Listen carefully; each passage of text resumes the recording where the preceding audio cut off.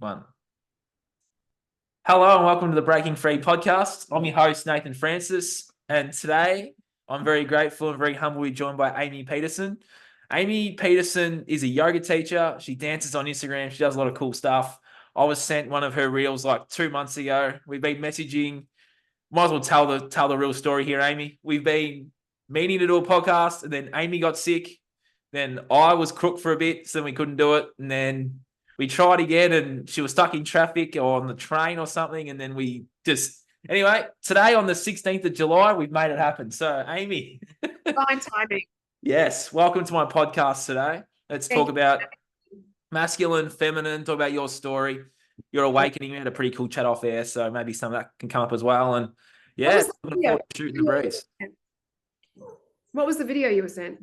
I was sent a video of you talking about I think it was the masculine from memory. You're talking about relationships.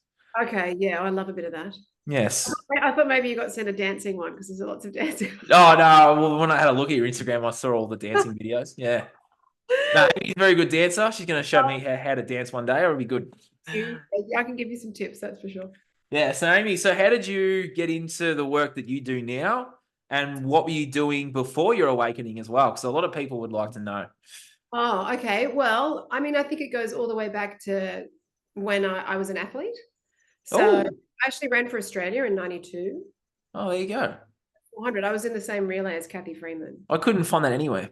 Yeah, I don't really talk about it much. It's weird that I just led with it because it's not anywhere. I don't put it on my, Wow. yeah, it's kind of like another lifetime ago. Okay.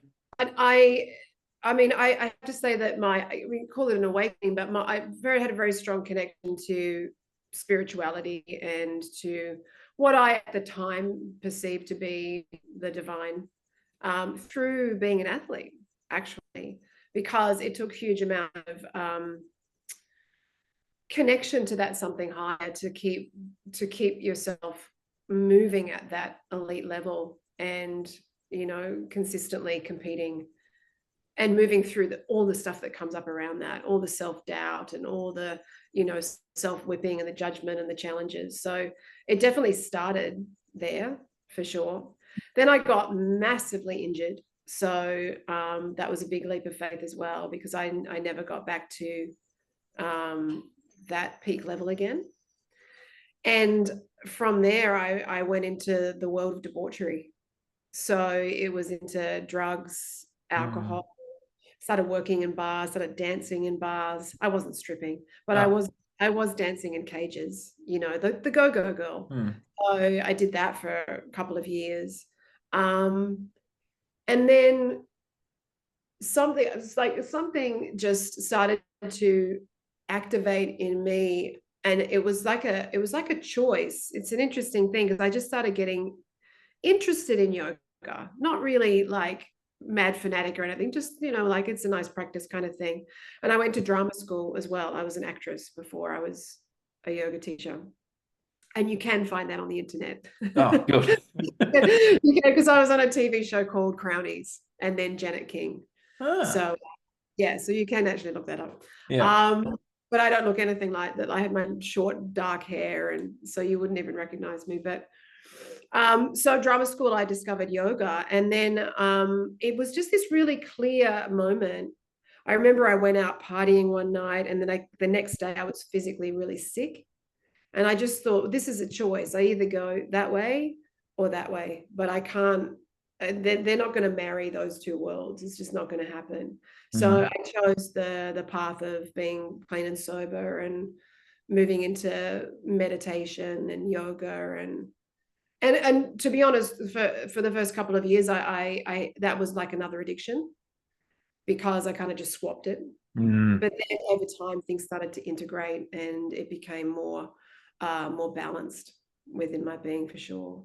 And then I was like, still acting, but acting's a pretty fickle world. It's also a very vacuous, vapid, fairly empty. This is just my experience, so I'm not throwing shade on actors at all or acting, but for me, it was quite an empty thing. And then I wanted something more. I wanted to grow, and I wanted to be of service in a way that was much more powerful than doing, you know, a deodorant ad, you Mm. know, 'cause it's a Mm. lot of the work you do. And it's like, that's great money, but what does that contribute really? So then I studied to be a yoga teacher, and for me, it actually took me by surprise, because I wanted to be a famous athlete. I wanted to be a famous actress for all the wrong reasons, really, because I wanted to fill all the voids. And then I started teaching yoga, and I was like, this is what brings me joy. I know I wake up every day and I'm going to be pretty happy through most of the day because I'm being of service. And I love it. I love Mm. it so much. It's definitely, I think your dharma and your purpose changes and shape shifts and moves. I don't think you get one for a lifetime, but it's certainly been, the most long-standing dharma that I've had so far. And it's kind of morphing at the moment, actually, but I still love showing up and being a teacher. That's awesome. So Yeah. in that, we'll circle back to the drinking and partying stuff, so I can relate to that too. Given that I've only done it in the last, like I stopped 4 years ago. You've a bit longer than me, but just like I know for me, I had like that moment. So you had that moment too, where you had to make that choice. Mine was a rock bottom moment. Did you have any of those rock bottom moments where you got so and you just had to Oh my God. yourself Yes. up? Yeah. Yeah, I had this terrible experience one night. I mean, I won't give you all the details, but I did end up sort of waking up in my apartment and not knowing the person that was there. And I just didn't recognize them. And I didn't really know at the time that I was in a complete drug psychosis, and I did know the person, but I couldn't. So I put on my dressing gown, which was like this blue and white polka dot dressing gown, and ran through King's Cross, crying my eyes out. I was basically in hysteria, to my friend's house, knocking on the door. And she can't talk to me about it to this day, because she's like, Wow. it was so traumatizing for her. Apparently I was speaking like a little girl, and I was just freaking lost, in that drug psychosis. And then we went to the police, and I was crying, and they were like, have you been raped? I was like, I don't know. And it was really very full on. And then Wow. they end up bringing the person in. I was like, oh no, I know that guy. He's my friend.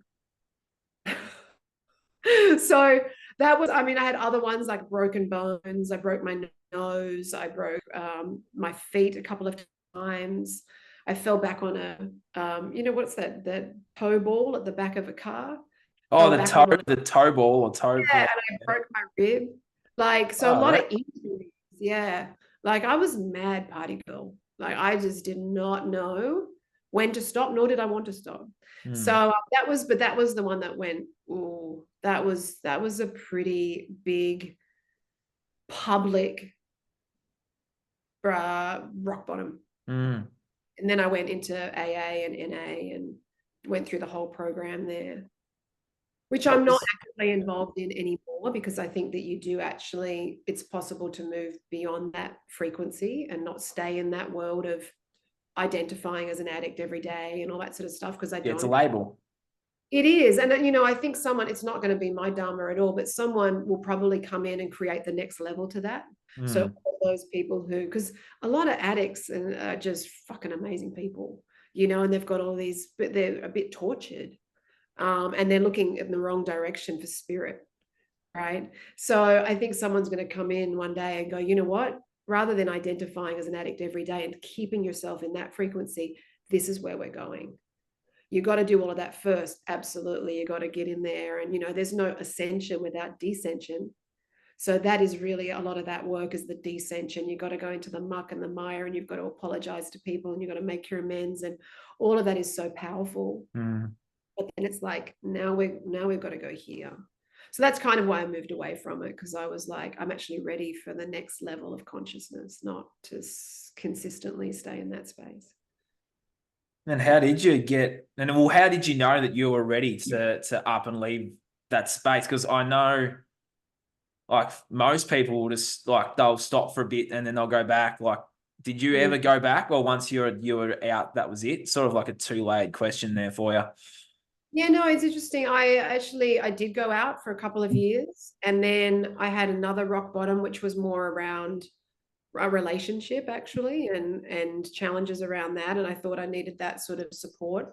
And I went back for about a year, and that's when I went, I do need support, everyone does, and I do need healing. This isn't actually the place where I'm going to find it.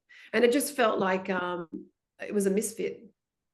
And I did stay for a little bit longer, even though I had that feeling, because it's beautiful to be there for the newcomer and be, sharing from that place of hope and offering that. But I felt over time that it was just a little bit debilitating for my spirit to consistently step into it when it wasn't really where I was humming anymore. Yeah. That's I interesting. think there is the philosophy, and this is very much in those rooms, that you will always be an addict, and you must consistently do those meetings. Otherwise, your addiction's always just doing push-ups, and it's getting stronger and stronger unless you are going to the meetings. And now that's true to a point, but if you have found a connection to a higher power, that's what I think is the most valuable things about those meetings. And if that is really strong, you don't actually need to keep stepping back into that particular format, because you've got it. It's I like agree.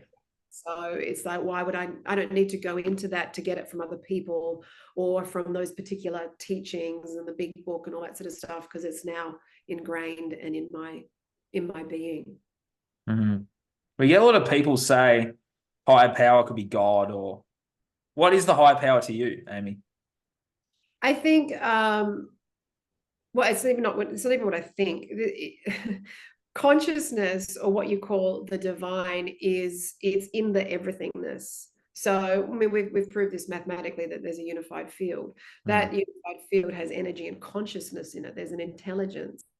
So that intelligence to me is God, is the higher power. It's the thing that beats my heart and breathes my lungs, because I ain't doing that. Yeah. Right now my cells are communicating at a speed of light. What is doing that? It's not me. So otherwise, I'm talking to you, but hang on a minute, I've just got to get my liver to do 500 functions today. Like, it just doesn't. That's so, when people say to me, I don't believe in that stuff, I'm like, what beats your heart? And they go, oh, just energy. I'm like, well, what's that? Yeah. Like, you can go deeper and deeper with those questions. So for me, it's this all-encompassing, I would say, love and frequency and intelligence that is just interwoven into every thread of the fabric of what we are. And how did you find your connection? Like, how did you build that connection to the higher power? What was your connection to it? Because obviously it dragged you out of the shitstorm you're in. Yeah, for sure. So, well, when I started drugging and drinking, I was like, fuck, are we allowed to swear? Because I just It doesn't matter. Doesn't okay, worry me. I swear all the time on you. I swear too. I love it. I was like, fuck God, and I was really quite, I was brought up Catholic, and I was really quite religious, and I had a very strong connection to Jesus, actually. Like, and I've been looking at his original teachings lately, and I'm like, oh, the original teachings are freaking amazing, and they're so connected to yoga and the law of one. So we can talk about that in a minute. But and then when I went into drinking and drugging, I just rejected it all. So it was a funny thing when I walked into 12-step AA, that first meeting. It says, the first step, it's all about God. And I was like, oh man, I can't deal with this God stuff. But it was through the 12 steps, through doing that work, and the same time I was doing yoga and meditation. It was all still a concept, though. It was all still a concept at that point. And then it's really when I started working with one of my teachers. Her name is Tara Judell, and she is in the tantric tradition of yoga.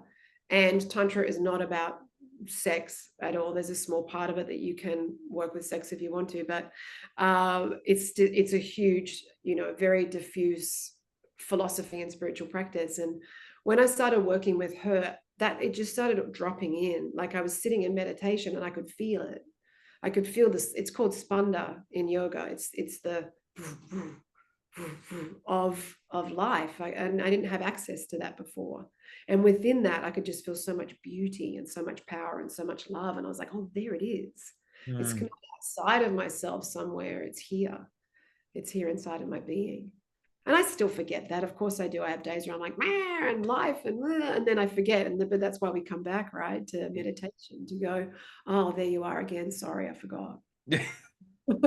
Well, what? Thanks It's for still, actually, it's so true. thanks for still being here. Yeah, it's so true though, isn't it? It's just like waiting to be remembered. And all you Yeah. have to do is remember it, and it's like connection. Mm. I watched a podcast recently and he said this beautiful thing. He said, the individual or the universal. So consciousness is desiring to be the individual. Like consciousness just wants to be in these different expressions so it can have its experience of itself as Nathan or as Aimee. And the individual, our deep heart desire is to expand beyond those limitations and move into the universal. So it's kind of like the opposite thing. That's why they say, like, divine will and your heart's will are just the same. So yeah, we're aching for each other. Fortunately, we're just there to, it's just there. There's no distance to travel, as they say in Tantra. Yeah. That's interesting story you've had there. I didn't know you. Yeah, that's really, really powerful, especially for women too. So obviously the women out there today, like how would one start their journey on reclaiming their power? Because like women my age and younger, well, they're doing what we used to do. So then there's the introduction of OnlyFans. So it's like there's all this other stuff that's come out Yeah. since you're of that age. It's like, where do you want to go from here with OnlyFans? I don't know why that just came in then. Yeah. I just dropped in like Yeah, I just dropped in. Yeah. Yeah. So look, for young women, first of all, I feel a deep sadness around those things that have bubbled up out of consciousness and the young boys who are watching porn and Yeah. I was one of those young boys. oh yeah, like it's problematic on so many levels, but it's within the teachings. It's always about that return to self. And because I definitely did that when I was dancing in nightclubs. All of my value was on men looking at me, and if they weren't looking at me, then I didn't have anything. I was just a shadow, like it was so important.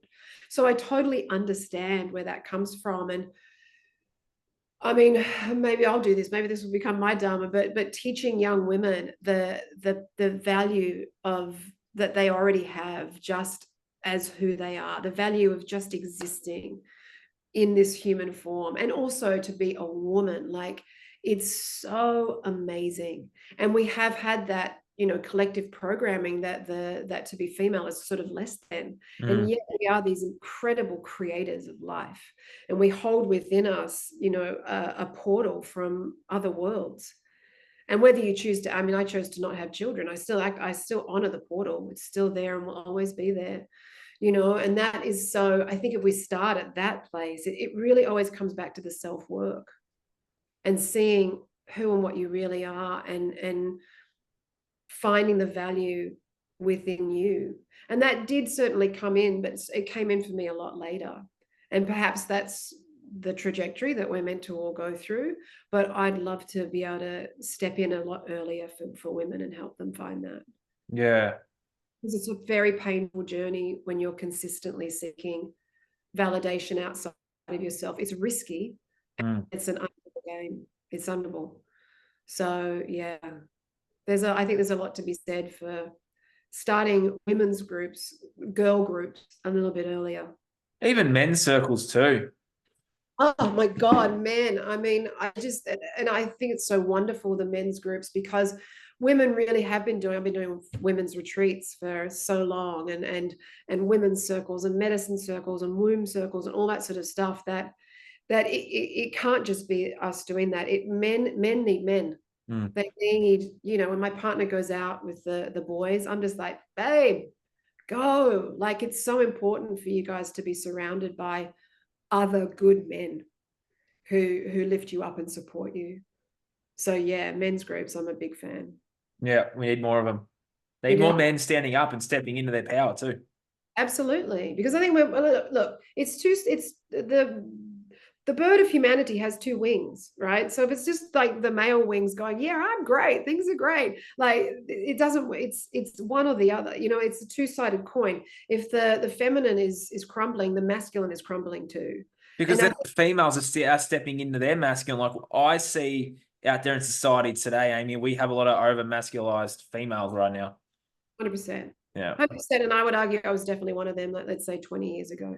Such a front footer. I was like, no one can fight with me, and I'll get you, and like really aggressive and strong, and fuck you, and it was all this armor, because the masculine inside of the self is the protector. It's actually the guardian, and also in relationship as well, but it's the protector and the guardian. But if you overly identify with that shows up as armor and tension, and the women are just because they've had to be their own masculine protector. So a lot of it comes from trauma, not being able to feel safe in the world. Because I hear a lot of men talk about that, and it's true. Women are becoming overly masculinated. Is that a word? You can see it. It's obvious to see. It is a word, yeah. I just made it up. Shakespeare words. Let's throw a few in ourselves. Yeah. But you know what I'm saying, and I think it could be. You can easily criticize it from a surface level, but we've got to go, well, why aren't these women feeling safe to be in their feminine? Because it's not a safe world for the feminine at the moment. It's not a safe world for anyone, first of all. But I mean, I think that's shifting. But in order for women to really soften and be in their feminine, it requires safety. So, and then we've had a lot of programming over the last, since probably the 60s, through the 4 waves of feminism around women being empowered. That empowerment shows up as being masculine, rather than the empowered feminine is actually soft power, and it's tuning into where we have our strengths, which is that spiritual world and our intuition, and that softness and that gentleness. That doesn't mean that we can't be powerful. Of course we are. We birth humanity, we birth society, so it's an immense power, the feminine, but it doesn't need to be that rigid masculine frame.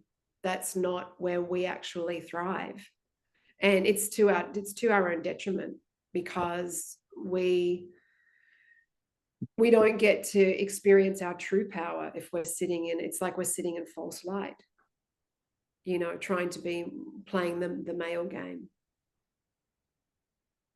Interesting. Do you find, I don't want to bash anyone here, but do you find it comes from fathers? Like the father has abandoned them, or they have a lot of resentment towards that one male figure in their lives? Like, I know it's such a throwaway line, but like daddy issues, do you find that comes into it? Because I seem to believe it does. And then on the flip side, for mummy issues too, right? For the men, right? The one woman in their life, they can't trust. And then how can they trust a woman in their life? You know what I mean? Totally. Your family of origin stuff is everything. Yeah. So I love my father so much, but he was not there. He was there in his own way, but he had his own stuff going on, which made him very avoidant. Right. So I was going, Daddy, please love me. And because I didn't get that, my self-worth growing up was so bad. So I had to win, first of all. So that's why I became such a dedicated athlete, because when I was standing on the podium with the gold medal, I'm loved. Then I become an actress, right? Winning gold medal. Yeah, well, I won the national championships, yeah. Oh, hello. Well, you need to Google that. You might be able to find me. But I changed the spelling of my name, actually. I was AMY. And then I changed it when I had my first kind of big shift to AIMEE. But yeah, and then I became an actress. It's like so many actors are out there doing that because they want to be seen, because they weren't seen. And I think a lot of women who don't have that strong relationship with it, I'm not going to say, I mean, I have a good relationship with him, but if they don't feel seen by their father, then that's a big wound. Mm-hmm. And I'm dancing in nightclubs trying to get men to look at me, to heal it over and over and over, and then I get into relationships with avoidant men because I'm like, you remind me of someone. And then if I can heal, if I can make you love me, then the wound will be gone. Then I'll be healed for the first time ever. And it's, that's an unwinnable game too, because they're avoidant. So they're never going to give you what you want, as someone who has an anxious attachment, which primarily a lot of women are anxious attached. And you could argue that a lot of men are avoidant. that also swap. That's not a hard, fast rule, but because of the daddy issue stuff, a lot of women have anxious attachment, that's for sure. And it's only since I've been in a relationship with a secure man, which is my partner now. Honestly, I didn't know what to do with him when I first met him. I was like, what do you mean you're not good? You're not, I just keep waiting for him to leave. Yeah. Is that what you were used to though? Yeah. Yeah. Well, it's actually they break up with me, or not so much that, it's more that they're just not there. They're not there emotionally. They're not physically there. They just like disappear, or they've got drug and alcohol problems, which affects an intimacy. But of course, I'm the one choosing it, right? Yeah. So this is the thing with and I hear this from women, and I hear it from men too. Oh, women are this and men are that, and Yeah, I hear that all the time too. oh my God. And I go, please stop. Like, stop with the bashing of the other. You've got to look at where you are. If Yeah, you're 100%. going out with men who are avoidant and treating you like shit, then there is something for you to heal in that. And people told me that for years, and I hated hearing it, because I was like, but I'm doing all this self-work. But it really took that next level love of self to then invite someone in who actually is secure, who can actually, and stuff still comes up with me and him. I'm Like, sure. sometimes I still go, do you even like me? Like, like just random stuff. He's like, what are you talking about? Like, he's so loving, but it's in my makeup to look for abandonment. Yeah. So, but yeah, that daddy stuff, that's why, I think all human beings on the planet should do self-work in whichever way it shows up. Like, I did years of therapy, but years of somatic stuff as well, because it's in the body, right? So lots of sort of healing and movement workshops and breath work and things like that. And consequently, my relationship with my dad now is quite loving. It's very different. I shifted, he shifted. I was just going to say, you probably perceive him in a different light now. So that's changed the perspective. I can relate to that too. Totally. I can't even remember who said this, but he said, I read it just recently. It's so annoying. I can't think of the author, but they said, life doesn't get better. You do. That's it. So my dad didn't get better. I just got better. But that did actually soften him, weirdly. So, one starts to heal, the other one does too. You just can't help it. The more you work on yourself, the more you work on, it affects those around you and your family lineage and stuff. Yeah. And equally, the mummy issues are true as well. Like that, there's a lot of, I think there's quite a strong movement there. You see it on social media of men really quite strongly bashing women and verbally and like they're terrible and they're this and they're that. And I'm like, buddy, you've got to heal that wound. That's inside of you, and it's never going to go anywhere. Like, it's everywhere. Yeah, exactly. And sometimes I jump on and try and to talk to people about that, but it's when I'm feeling fiery, I might get into a bit of a debate about it, but that's sort of an unwinnable game too, because they are where they are. But the yogic tradition teaches us that nothing really happens outside of our own awareness, right? Because by definition, we wouldn't be aware of it. So everything that we're perceiving is happening here. So if I walk around going, men are shit and la la la and la la la, like that's in me. It can't be anywhere else. Like where is it's just my perceptions of stuff that I take, they're lies that I take on as law. Yep. And then I believe them. And then, until they're neutralized, that's going to be the law that I live by. And you're seeing a lot of that at the moment. But I do think it's coming up. It's sort of crescendoing so much. And sometimes it shocks me. I'm like, I can't believe how vicious this is getting. But it's got a crescendo and then to shift, I think. In nature, every evolutionary shift is preceded by some kind of friction. It goes da, da, da, da, da, da, like that. So and hopefully being a part of that vibrational footprint. Yeah, it's very big in the youth of today too. And I am around the circles and see and hear things. And there is a lot of the more what did I say to you before? The more divide and conquer, right? Men and women, like they're trying to pit men and women together when we should be coming together to make and create love, right? Right. And we're missing out on the beauty of that, but the power of that. I mean, that's like the God code. That's the design. We're designed to fit physically mentally, emotionally, spiritually into each other. Yeah. Like they're two beautiful pieces of a puzzle. So if we're constantly in this fight of who's better, who's the highest status, I don't understand how we've gotten to this place, Do you think because it's all ego? of course, Yeah. yeah. We're totally overly identified with the limited self. So we're just so habituated to this, and I'm a girl and I have to, defend women, and I was in that vein for a really long time. And then it just all shifted, and I went, what am I doing fighting these beautiful men who have something so different to offer? Is it better? No. Is it of equal value? Yes. And that's the thing about equality, because the men are out there going, oh, you guys want equality. This is all your fault. It's like equality is equal value, not to be the same. That's not what I perceive equality to be. It's like the feminine has a particular exquisite beauty and power and offering, and the masculine has exactly that in an opposite way. And we come together to complement each other. It's a dance. Like I'm learning to dance with my partner, right?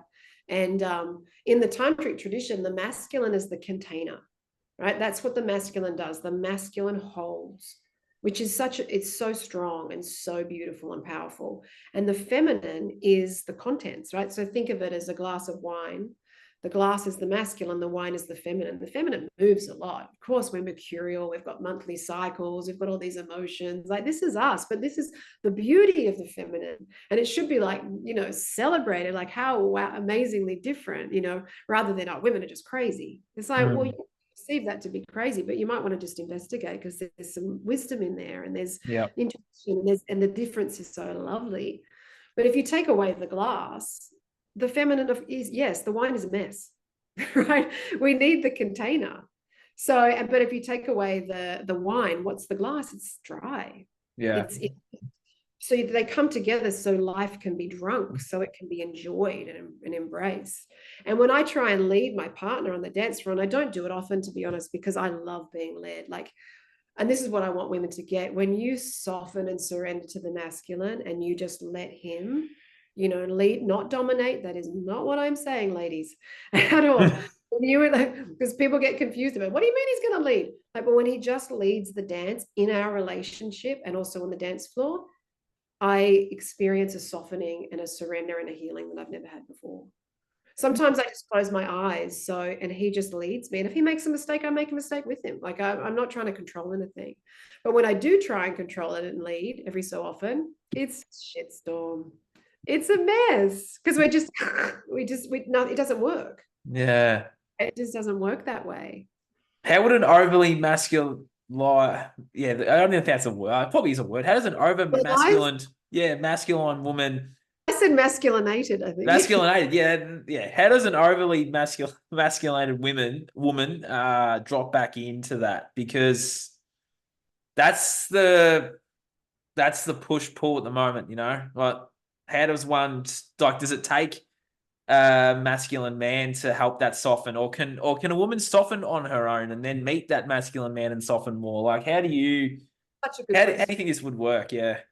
It's the best question ever, and I don't pretend to have all the answers at all. But no, but in your perspective, at our dance school, sometimes we do group things, and I watch the women try and lead. It's so infused in, maybe it's Australian women, I don't know, but there's that kind of, I've got to lead my partner. If I don't do it, nothing, it won't get done kind of thing. So I do think that in dynamic, it is helpful when the masculine is holding a strong container, because most women haven't experienced that. And I didn't even know what that was until my recent partner, really. And then that was the next level softening for me. So, but if that masculine container is not there, in relationship, it's very difficult to soften. And it gets confusing too. But if a woman's on her own, then what she needs to do is heal the wounded masculine inside of her, because that masculine is the dominator. It's like it becomes a tyrant, that aspect of self. It starts controlling everything, and the poor little feminine inside is just it's getting suppressed. So that's what I would recommend to women. Like, we can absolutely want to say, oh, well, I'd be softer if a man came in, but you have to do the work on your own. Yeah. To talk about if you've got father issues, to what is it that makes you feel safe in your own body, right? Because we talk about safety being such an important thing for the feminine, that has to start here. So whether that's, doing healing, doing the body work, like yoga is so amazing for that, because we start to feel safe in our own skin. So that's where it started for me. I started to soften and just be more comfortable with being a woman, because I was brought up in an arena where, my father's Danish and they just love boys. Like they really quite, yay, the firstborn is a man, yay, let's celebrate kind of thing. Whereas, and I always heard that and I was like, oh, well, what if I was born first? Because I have an older brother. Would you celebrate, or would that be bad? Like, we're kind of brought up around that kind of wounding. I only actually heard recently, because my dad, he made a bet that I would be a boy as well. And I said, why did you do that? He goes, I was just sure that you would be a boy. I didn't know why. And then I said, oh, it must have been disappointing kind of thing. I'm still in my wounding in this conversation. And he said to me, oh, no, well, I've never really told you the rest of the story. When I did find out, because apparently he lost all this money, he made a bet that I'd be a boy, he lost all this money. And he said, when I found out that you were a girl, I wept. I cried. I was so happy. Yeah. I was like, why didn't you tell me that 40 years ago? Wasn't supposed to. What the, right? Yeah. Exactly. I had to do all of the that say your karma becomes your dharma, right? And your karma is just where you're born. You're born under these certain circumstances. You've got these parents, and you've got to deal with this shit. And then usually what you deal with becomes the thing that you offer. So if I didn't have that experience with my dad, then I wouldn't have had this whole journey into healing the masculine inside of myself, stepping more into the feminine, and being on this beautiful journey. Yeah. You got to blame intelligently. Are you a believer in we choose our experience before we come into this realm? I am a little bit, yeah. I mean, so you chose your parents, you feel? Yeah. I'm a believer of that. I reckon we choose. Absolutely. But I think we have soul contracts. Yeah. And because, you meet some people and they're just like Teflon. It's like they just slide off you. It's like, bye. Nothing. Yeah. And then you meet other people and you're like, there's a connection there. What the fuck is this, right? Yeah. I know you. And, like this here with us two. Like, I felt a connection when I was just voice messaging you on Instagram. Totally. We're like, oh my God. Blah, blah, blah. Not everyone has that with me, and vice versa. So there's soul contracts. So, and you're often, I think, dancing around your family within those soul contracts. Like a book that you should read if you haven't read it is Same Soul, Many Bodies. No, I haven't read that one. We'll have to put that in the show notes for people too, and then I'll probably jump on it. Yeah. It's amazing. Same Soul, Many Bodies. Did you want me to write that in the chat or anything? There's no chat because no one's here. We're actually recording, and we're recording live too. But what we'll do is at the end of this, we'll put it in the show notes. So many people. You can send me a link. Oh, that's funny. You can send me a link and I'll put it in the show notes. Yeah, so his name's Brian Weiss, and he's a hypnotherapist. And he just started taking people into their past lives. And people would be like, oh, I can see my daughter, but she's my wife. Literally. And she stabbed me in the chest. And now in this lifetime, I've got this bad shoulder. And like, honestly. I've had that. Yeah. Yeah, that kind of thing. So I definitely think you choose your family, your partners as well. Like I just saw my partner and go, I wonder what we were. Like, I mean, we might have been brother and sister because we're. You should find out. Well, he's going to do a past life regression soon from someone who was trained by Brian Weiss. So it's a fascinating book, and that really, I mean, yoga is a multi-life model as well. It's just multi-life. It's not just this one life, and you come in with all sorts of. You come in with your karma through, I think it's the causal body, but don't quote me on that, but I think you come in with the causal body, and that holds your past memories, and that's why people can remember things, and that's why some people have these extraordinary gifts at like 3 years old, and they can compose a symphony, and it's like, where the hell did that come from? Because they've done it before. Or they have this weird paranoia around something. Phobias are also a part of your past life experience. So yeah, like 100%, we're here to just have another crack at it with these particular beings that we're dancing around, and That's why I say blame intelligently, like, because it's like, oh, my dad this, my dad that, and all that stuff. But what else did that create?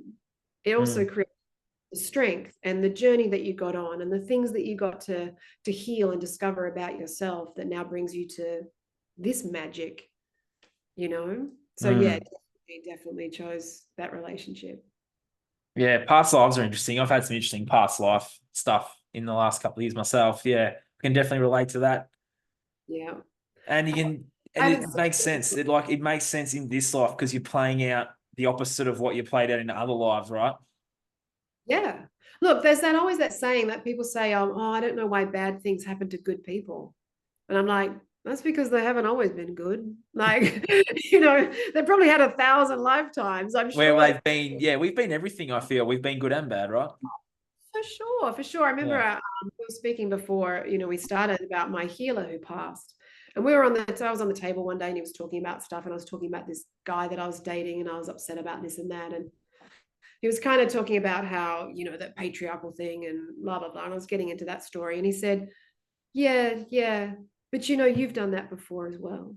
Yeah. Like you've been exactly that before in, many lifetimes. And Yeah. this shocked me too, because the man was just so grounded in his heart. But he said, and so have I. And I was like, you?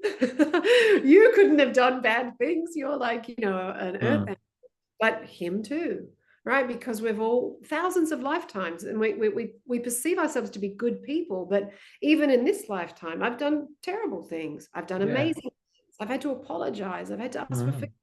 Yeah. Like, we're not just good people and bad people. We're just this big kaleidoscope of all these different expressions.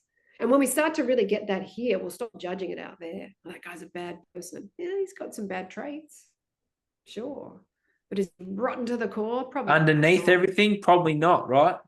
Probably in pain. Probably Mm. in a lot of pain. And Mm. had some really shit things happen to him that's So created that. you turn from judgment to compassion. Yes. And Because I was always very judgmental of people too. yeah, well, we're taught to be. We're We taught are. that we're not connected to each other in any way, and that person out there is separate to you, and therefore you've got to fear them, judge them. Like, you got to work out where you are. Where's the status? Are they better? Are they less? Rather than this is just another expression of this one loving consciousness. Exactly. And the question that they ask us they invite us to ask in Tantra is, when you see something outside of yourself, the thing that takes you into instant compassion is, where is that in me? Mm. Because the fact that you can even see it means that you know it in you. If you didn't know it in you, you'd be like, this behavior is like nothing I've ever experienced. It's otherworldly, but you know it. You know greed, you know stubbornness, you know ego, you know all of that stuff because you have done it and you are it. So that's one of the bigger things that helped me sort of progress along the path, was consistently asking that question, where do I do that? Yeah. And it's easy to go, well, I would never be, a mass murderer or whatever. But first of all, you look at that person and you can say, well, they've been conditioned within an inch of their life, as have you. That's the first connection, right? Different conditioning, but you've both been conditioned. And then if you were in the circumstance of that person, how do you know you wouldn't be that? We don't know. And also, if that person is committing violence, you might not do that level, but you are violent. You are, because human beings have that tendency within them. Even if it's just someone, cuts you off in traffic and you're like, fuck you, like, what, that's not violent? Even if Mm. you say, oh, I'm a piece of shit, that's violent to you. Yeah. Yeah. Yeah, so you've got to, get really savvy with your questioning about, this is the instrument that you're here to study, not that. And so Mm. much of that's happening, and again, you see it on social media, the pushing out of women are this and men are that, and fuck these people, and they're ruining the world. And like, where's this? Yeah. The inquiry. There's not many. I find there's not many influencers that are actually embodying the things that they're talking about. That's probably that's the underlying thing you're saying, right? Yeah. Yeah, absolutely. And I struggle to embody it as well. Like, I've been studying these teachings for freaking 25 years, and I think I them more and more. But some days I'm like, am I at the beginning again? You know, because I feel so in the muck and mire. So yeah, I mean, you're kind of inspiring me here on this call, because it's like to share from that place of I'm so human, and I have the shadow in me. You know, the beast within is here as well, not just all, hey, I'm really shiny, and you know, and that is a bit of a problem that we have with spirituality is peace, love, and brown rice. It's like, what about the descent into the underworld? Because that's Exactly. so important to own. And you can only really be in your radiant light when you've known your shadow. The dark illuminates the light. Otherwise, it's Another program in the spiritual community. yeah, it's a spiritual bypass. Yes. I don't want to go into that. I don't want to look at where I might be a murderer. You know, I don't look at I can't remember who it said. I wish I could remember the people who say these things, but a great spiritual teacher was like, deep within us we have is Christopher Wallace. So he's a fantastic tantric teacher. He wrote a book called Tantra Illuminated, which is just the best, and he's also very funny. I love him. But he said, deep within us we have the most sublime, peaceful saint and the most violent killer. They're both in there. And this is the thing of Tantra. It's like to embrace all it doesn't mean we act on that part, by the way, but it sits inside of us like they're two seeds, right? So it just depends on which ones we're watering, really, as to what bears fruit in the world. And you can see there's a lot of people really in the darkness, and then, you know, sort of aligning themselves more to the shadowy aspects, but they're in everyone, you know. And we are at this really interesting time. People say to me, we're in the worst time in our collective history. This is the worst time. And I'm like, what about the dark ages, man? Like, come on.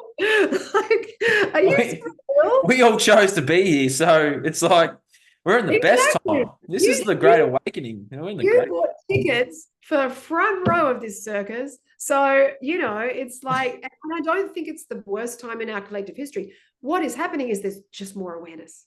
Yeah. There's more awareness around the human condition. So we're not all sitting in the, oh no, everything's fine and la la la la. It's like it's all coming up. So it feels like it's the worst time, but it's not. It's a great time. More people are doing yoga and meditation and breath work and all sorts of stuff. Yeah, 100%. And ever before. So again, it's that vibrational footprint that is just taking us to this next level.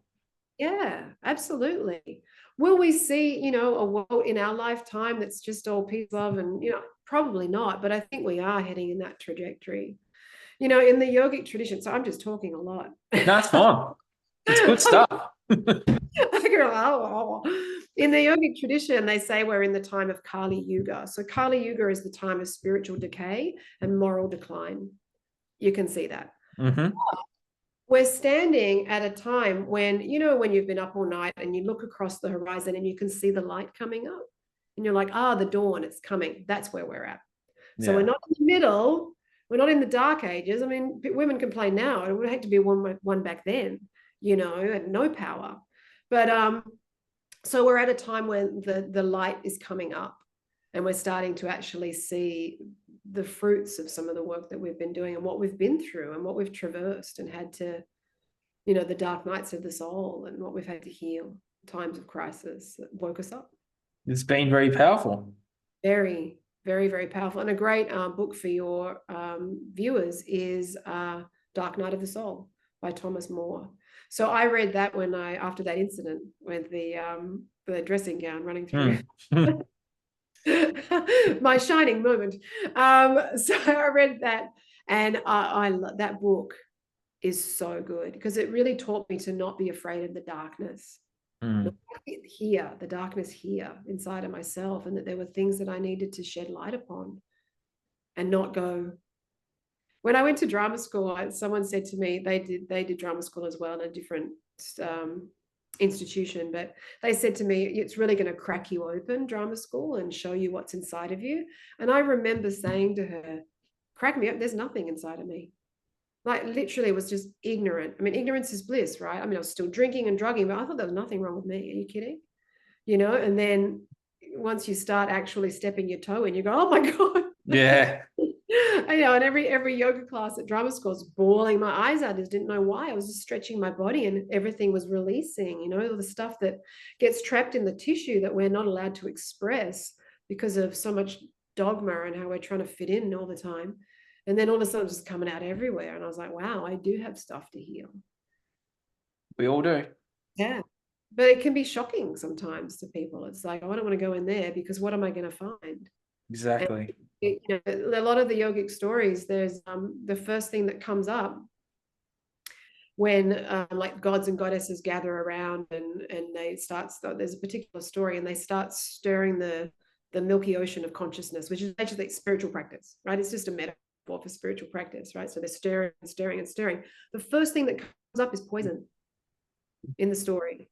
And they're all like, and the poison narrowly, misses them. But they keep stirring, and then the jewels, and they keep stirring, and then the moon comes up, and they keep stirring, and then the goddess of abundance. And, but that first layer, Yep. I don't know anyone on the planet who's not going to hit that, because Earth School is hard and we've all got our stuff.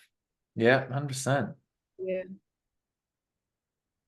But we have the power to change that, and we have the power to move through that stuff to get out the other side, because there's always a way out.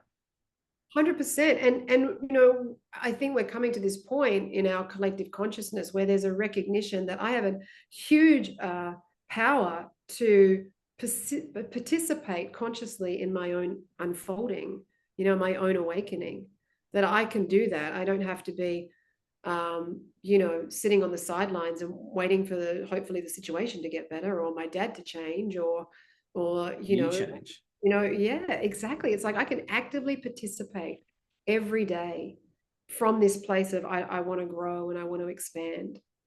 And I am the instigator of that awakening.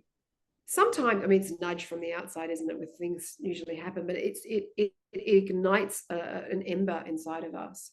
And once you step on that path, that's it. Like it just continues to grow and grow and grow. And you'll have times when you are like, oh, it's amazing, I got through it all. And then all of a sudden, bam, then there's that new layer comes up. Sums up my last 2 months. Yeah, exactly. Right. And then you're going, like I said before we started, the thing today, it's like layers of an onion. And then there's another layer. And then you have a time when things are kind of good and you plateau a bit. It's like, oh, I'm done. And then life goes, there's more.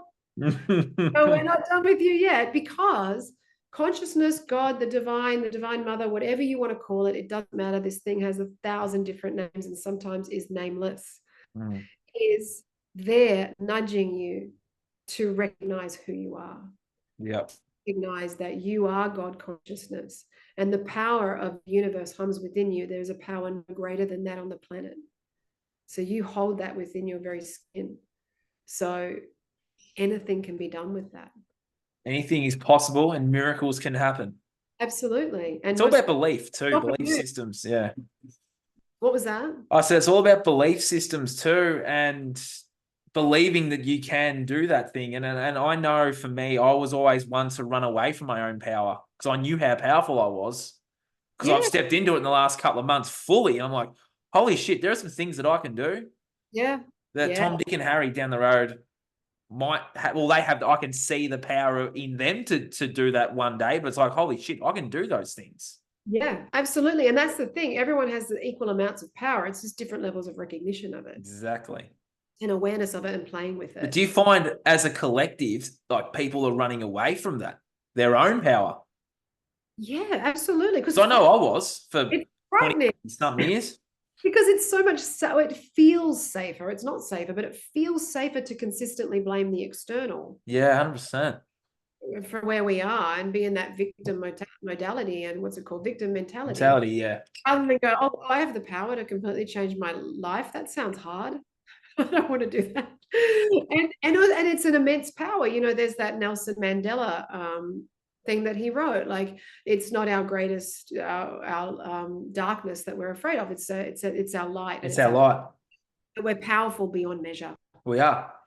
And that power is it's frightening, because again, we're habituated to our limitations. That's where we're habituated to the limited self, where we're habituated to the personality, right? Rather than looking at the presence within us and the power within us that can actually allow us to move beyond that.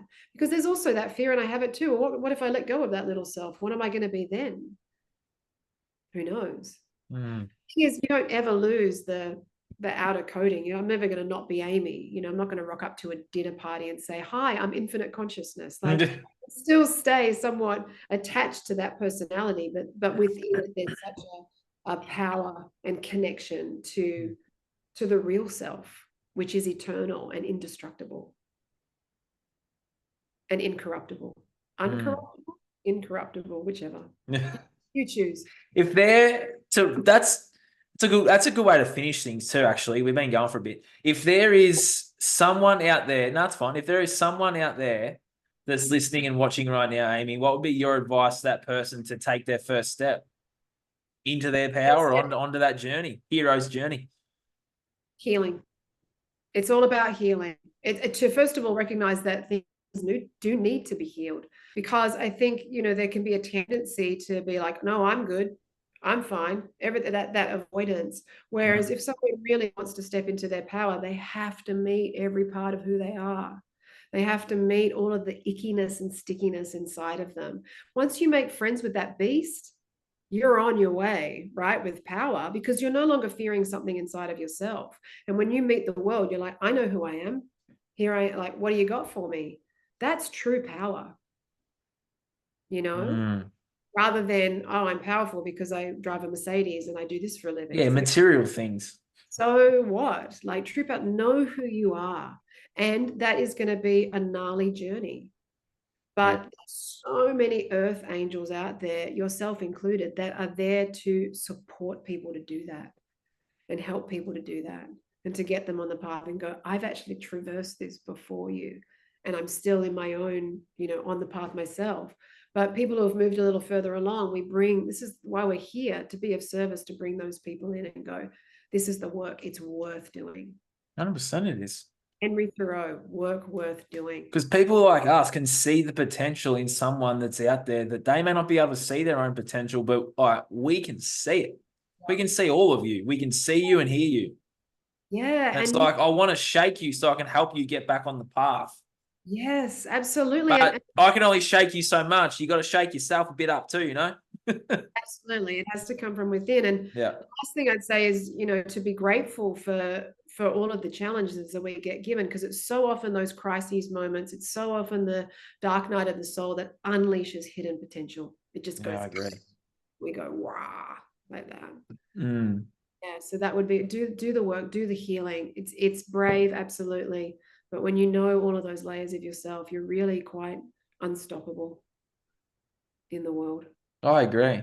And that was an awesome chat, Aimee. This was an awesome chat. It's been 2 months in the making. We knew it was going to be. We were like, it's going to be amazing. It was. It was so good. Good. I hope my listeners and my viewers got a lot out of that. And I really hope the ones that have been following you listen in and got a lot out of it as well. We have to do this again. I have to get you back on again, Aimee. That was awesome. Definitely a part 2. I can feel it brewing already. Where can people find you, Aimee? So my listeners and viewers, Okay, so I'm on Instagram. It's just my name, Aimee Pedersen. I have a website, aimeepedersen.com. If you're in Sydney, I teach in all different studios around Sydney. I do one-on-one work. I do retreats, workshops. So it's all on my socials and website. Sweet. We'll put links to them in the show notes so people can click on and find you, give you a follow or whatever. And amazing. Encourage all my listeners and viewers to give Aimee a follow and watch her and her partner dance. They're really, really awesome videos. Oh, we're getting better. Yeah, you are. No, you can actually see the improvements. It's see the progression. I know. Yeah. All right. This has been the Breaking Free podcast. I'm your host, Nathan Francis. It's been a 4-week break. I'm glad to be back. And Aimee, thank you so much for today. That was awesome. And I'll see you guys again real soon with some more awesome guests. We are over and out, Aimee. Catch you later.